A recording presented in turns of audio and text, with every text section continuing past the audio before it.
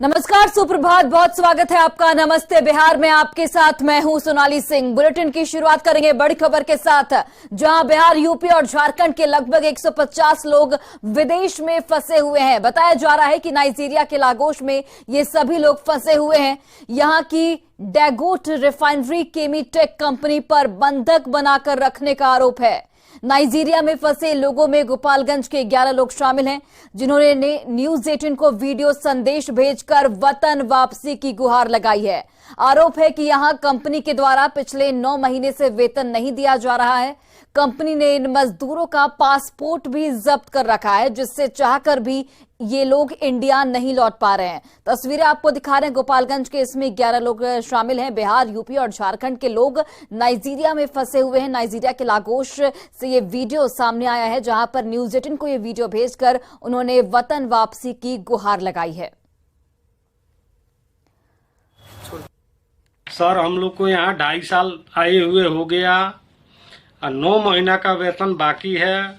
हमारा यही गुंजाइश है कि आप हमको वेतन दिला के हमको इंडिया बुलाया जाए।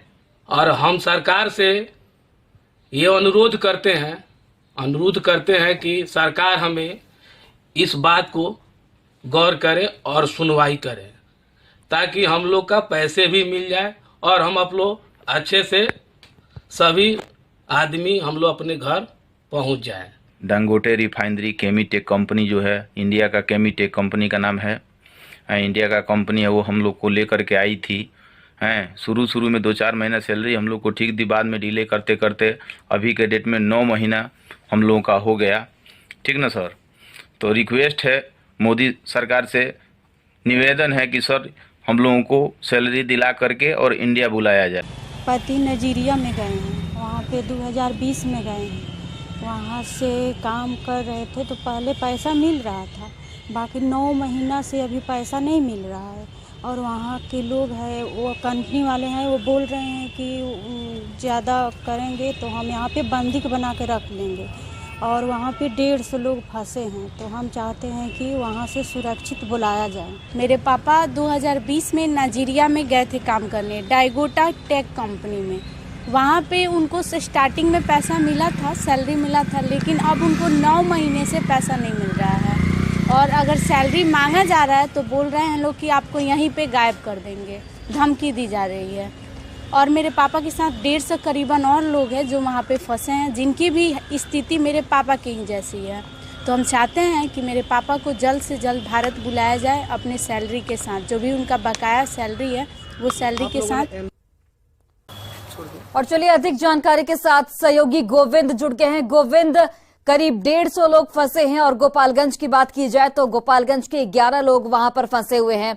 सरकार की ओर से क्या अभी तक कोई एक्शन लिया गया है? क्या ये वीडियो सरकार के संज्ञान में अभी तक आया है?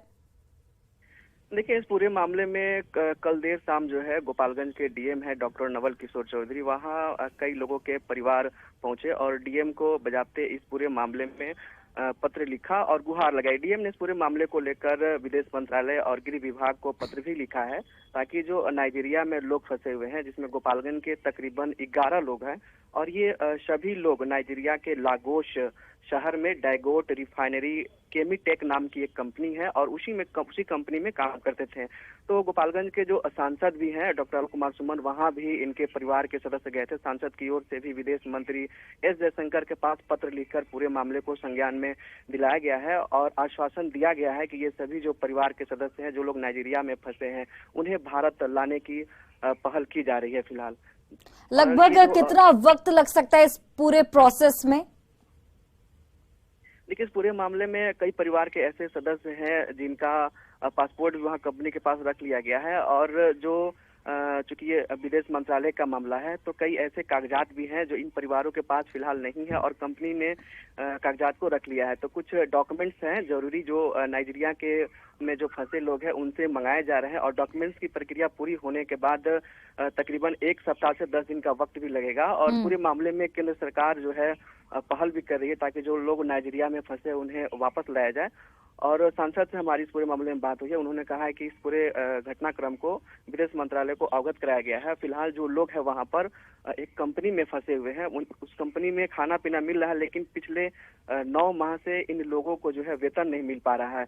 और जो लोग वहां फंसे हुए इनमें गोपालगंज के 11 हैं और सिवान के भी 2 लोग हैं। इसके अलावा बिहार के मोतिहारी, बेगूसराय, कई शहरों के लोग हैं। और बात करें दूसरे राज्यों की तो झारखंड, यूपी के भी लोग वहां पर उस कंपनी में फंसे हुए हैं। तकरीबन 150 इनकी संख्या है, लेकिन जो वीडियो संदेश इनके द्वारा भेजा गया है उसमें साफ तौर पर कहा जा रहा है इन लोगों को पिछले 9 माह से कंपनी की ओर से वेतन नहीं दी जा रही है।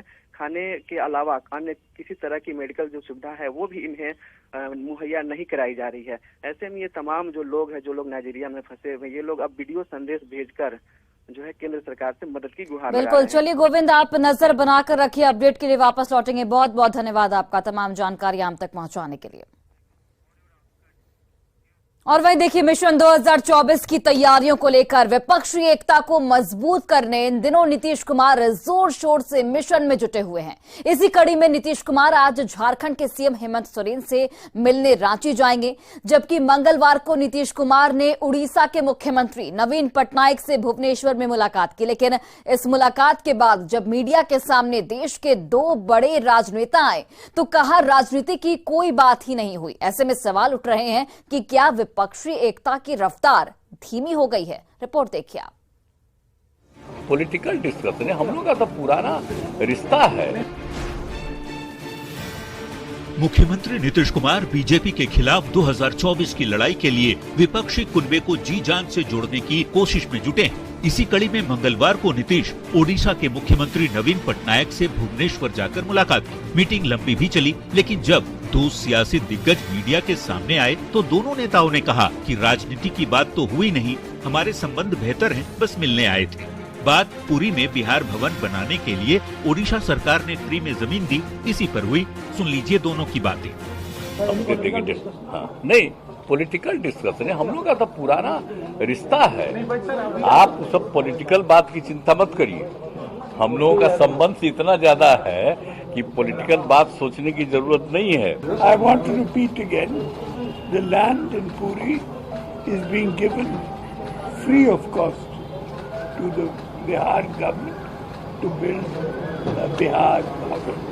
भुवनेश्वर में नीतीश के साथ जेडीयू के राष्ट्रीय अध्यक्ष ललन सिंह और मंत्री संजय झा भी साथ थे। बता दें कि 2024 की लड़ाई के लिए नीतीश कई नेताओं से मिल चुके हैं। राहुल गांधी, मल्लिकार्जुन खड़गे, अरविंद केजरीवाल, सीताराम येचुरी, डी राजा, ममता बनर्जी, अखिलेश यादव और अब नवीन पटनायक से भी मिले। वैसे 11 मई को मुंबई में उद्धव ठाकरे और शरद पवार से भी मिलने का नीतीश का कार्यक्रम है। अब सवाल यही उठ रहे हैं कि बीजेपी के खिलाफ नीतीश की मुहिम आखिर कितनी सफल हो रही है, क्योंकि आरजेडी ने ही अब तक खुलकर नीतीश को विपक्ष का नेता बताया है। कांग्रेस साथ की बात करती है, नीतीश के नेतृत्व पर खामोश है। अखिलेश और ममता का स्टैंड कांग्रेस के प्रति जगजाहिर है। वामपंथी पार्टियां ममता बनर्जी के खिलाफ रही हैं। नवीन पटनायक ने मुलाकात को राजनीति से अलग बताया और पटनायक कांग्रेस विरोधी सियासत भी करते रहे हैं। वैसे विपक्षी एकता की मुहिम को आगे बढ़ाते हुए नीतीश कुमार बुधवार को झारखंड के मुख्यमंत्री हेमंत सोरेन से भी मिलने वाले हैं। Bureau report, news 18।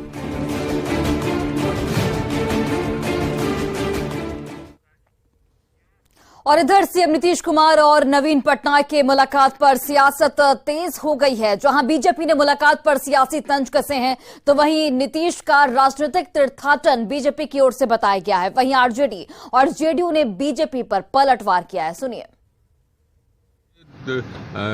कवायद इसलिए है ताकि लोगों को बतावे कि हाँ हम भी अभी हैं, लेकिन इस कवायद का कोई मतलब है नहीं। वो भी जानते हैं, सब लोग जानते हैं कि कुर्सी खाली नहीं है, न कुर्सी खाली रहेगी। प्रधानमंत्री नरेंद्र मोदी हैं, नरेंद्र मोदी ही रहेंगे। राजनीतिक तीर्थाटन जो होता है कि हर राज्यों के मुख्यमंत्री से मिलना, इससे होगा क्या? न 2024 में जगह खाली है, वैकेंसी नहीं है। बिहार के सत्ता में बैठे हुए जरूर हैं, पर बिहार की जनता की सेवा करने का कोई काम अब नहीं कर रहे हैं। मुलाकात ने निश्चित तौर पर संपूर्ण राष्ट्र में एक नया संकेत दिया है। और जहां तक राजनीति की बात है, तो राजनीति में बहुत सी चीजें एक ही दिन में नहीं तय हो जाती हैं। बाकी आने वाले समय में कुछ न कुछ अच्छा संकेत मिलेगा। और राजनीतिक रूप से जो चर्चाएं होनी चाहिए थी वो भी विस्तृत तौर पर हुई है। अब हर बात पीपुल डोमेन में मीडिया के साथियों के बीच में जाए ये भी संभव नहीं है। आज देश में जो हालात है सबको पता ही है। सब लोग की इच्छा है कि मन की बात करने वाला देश में शासक नहीं होना चाहिए, जो काम की बात करे वही देश में राज करे।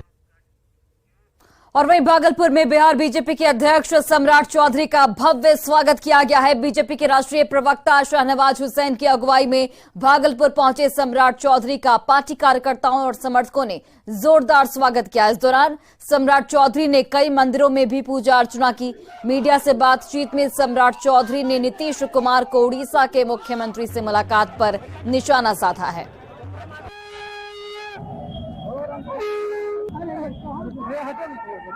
नीतीश कुमार मिले हैं नवीन पटनायक से, लेकिन कोई बातचीत नहीं हुई। क्या कैसे मिलेंगे? वो मजाक करने जा रहे हैं, चाय नाश्ता करने जाते हैं, यहाँ से कहके जाते हैं कि विरोधी दल को एक करेंगे, वहाँ जाकर वो भुला जाते हैं।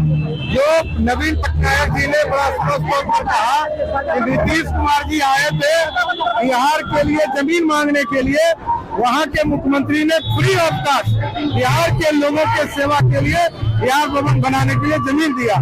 ये अच्छी पहल है, लेकिन वो जो यहाँ माहौल बना रहे हैं कि विरोधी दल मिल रहे हैं, ये अपने आप में आश्चर्य लगता है कि वो सिर्फ बिहार के लोगों को झूठ बोलना सिखा रहे हैं। 2024 की पहले नीतीश सरकार गिर जाएगी। बिहार बीजेपी के इस बड़े दावे पर सियासत गर्मा चुकी है। बीजेपी के दावे पर महागठबंधन पलटवार कर चुटकी ले रहा है। महागठबंधन का साफ शब्दों में कहना है कि बीजेपी का सपना सपना ही रह जाएगा। पार्टी के लोग सपना देख रहे हैं, ताकि दिन में सपना देते हैं। जब से वो लोग अलग हुए हैं, रोज सरकार गिरा रहे हैं, रोज अनाप शनाप बोल रहे हैं। इससे कोई सरकार के सेहत पर कोई असर पड़ने वाला नहीं है। बिहार में बीजेपी को जोर का झटका धीरे से दिया। जो खेला बिहार में किया गया, बीजेपी चारों खाने चित्त हो गई, सत्ता से बाहर हो गई। बीजेपी ने सोचा भी नहीं था, और बीजेपी के नेता इसके पहले भी बयान दे रहे थे कि तेजस्वी यादव अपना घर बचाए, बीजेपी सरकार नहीं बचा पाई। आरा जंक्शन पर बाबू वीर कुंवर सिंह की बिहार में सबसे बड़ी प्रतिमा बनेगी। आरा जंक्शन पर प्रतिमा निर्माण के लिए स्थल निरीक्षण के बाद केंद्रीय ऊर्जा राज्य मंत्री आर.के. सिंह ने ये बातें कही हैं।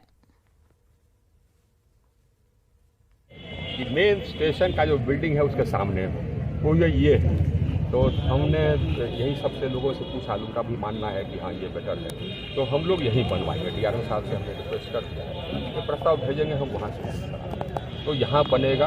और बाबू वीर सिंह की जो मूर्ति बनेगी वो ऐसी मूर्ति बनेगी जो बिहार में और कहीं नहीं, सबसे बड़ा मूर्ति यही है। और वहीं देखिए, कर्नाटक में कांग्रेस के घोषणा पत्र में बजरंग दल को बैन करने के ऐलान के बाद विरोध लगातार बढ़ता जा रहा है। सिवान में बजरंग दल ने हनुमान मंदिर में हनुमान चालीसा पाठ का आयोजन किया। बजरंग दल ने नालंदा के जेडीयू सांसद को बजरंग दल पर बैन लगाने की चुनौती दी।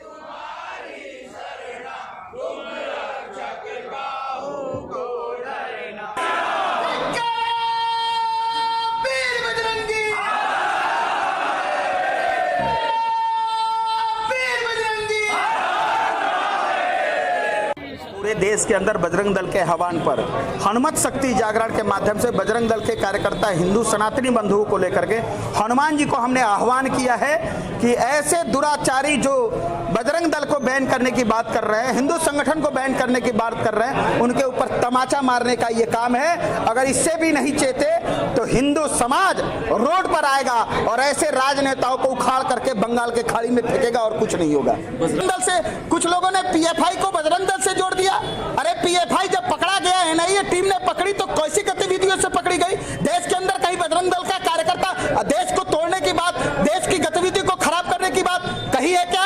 अगर ताकत है उस सांसद के महोदय के अंदर तो एक बार बजरंग दल को बैन करके दिखाए।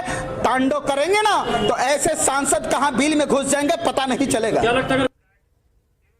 Bollywood film the Kerala story को लेकर लोग दो धरा में बढ़ चुके हैं। एक धरा फिल्म के समर्थन में खड़ा है तो वहीं दूसरा इस फिल्म का विरोध कर रहा है। कई राज्यों में फिल्म को बैन भी कर दिया गया है। ऐसे में बिहार बीजेपी के अध्यक्ष सम्राट चौधरी ने फिल्म को सच्चाई आधारित बताते हुए इस फिल्म को बिहार में टैक्स फ्री करने की मांग की है। सम्राट चौधरी ने कहा कि उत्तर प्रदेश में सरकार ने द केरला स्टोरी को टैक्स फ्री कर दिया है, बिहार में भी ऐसा होना चाहिए।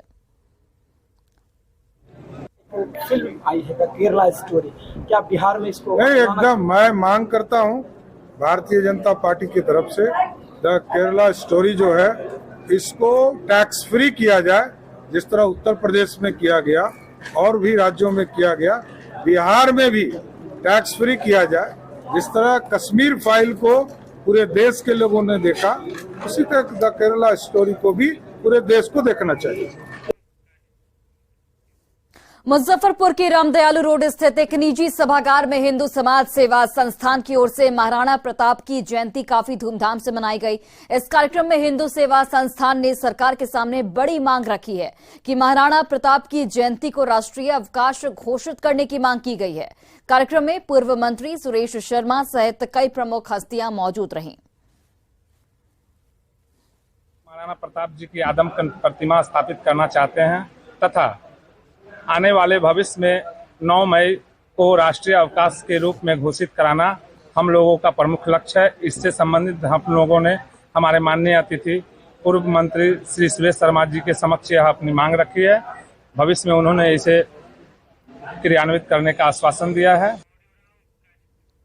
और चलिए इसी बीच खबर मोतिहारी से, जहां पुलिस ने 8 लुटेरों को रंगे हाथों गिरफ्तार किया है। इन बदमाशों ने हरसिद्धि थाना क्षेत्र में दिन दहाड़े फाइनेंस कंपनी के कलेक्शन एजेंट को गोली मारकर रुपए लूट लिए थे। हरसिद्धि के कोबैया पुली के पास अपराध की योजना बना रहे इन बदमाशों को गिरफ्तार किया गया। इनके पास से एक देसी पिस्टल, देसी कट्टा, 10 कारतूस और एक बाइक बरामद किया गया है। सभी लूटपाट की घटनाओं को अंजाम पहले भी दिया करते थे। और रामसेठ के मामले में कुल 10 व्यक्तियों को पकड़ा गया है। उनके पास से एक देसी पिस्टल, 2 देसी कट्टा, 10 जिंदा कारतूस, 7 मोबाइल और 1 मोटरसाइकिल बरामद हुआ है। और खबर आपको कैमूर से बता रहे हैं, जहां पुलिस पर फायरिंग करने के मामले में फरार अपराधी और उसको संरक्षण देने वाली महिला को गिरफ्तार कर लिया गया है। कैमूर की मोहनिया पुलिस ने कुख्यात अपराधी टुन्ना पासवान और राकेश पासवान को गिरफ्तार किया है। वो लंबे समय से फरार चल रहा था। साथ ही अपराधी को पनाह देने वाली महिला माला देवी को भी अरेस्ट कर लिया गया है। पुलिस ने माला देवी के घर 2 देसी कट्टा, 3 देसी राइफल, 5 गोली और बाइक बरामद की है। में शामिल दुर्दांत अपराधी टुन्ना पासवान को गिरफ्तार किया गया है। ये कई कांडों में वांछित है। मोहनिया, सासाराम और चंदौली के कई कांडों में ये वांछित रहा है। इसके ऊपर पुलिस पर फायरिंग करने का भी एक आरोप लगा था। उस कांड में ये वांछित चल रहा है। इसकी गिरफ्तारी की गई है। गिरफ्तारी करने के बाद इसके घर से काफी मात्रा में हथियार और गोली बरामद। और फिलहाल इस बुलेटिन में बस इतना ही। आप देखते रहिए न्यूज़ 18 बिहार झारखंड।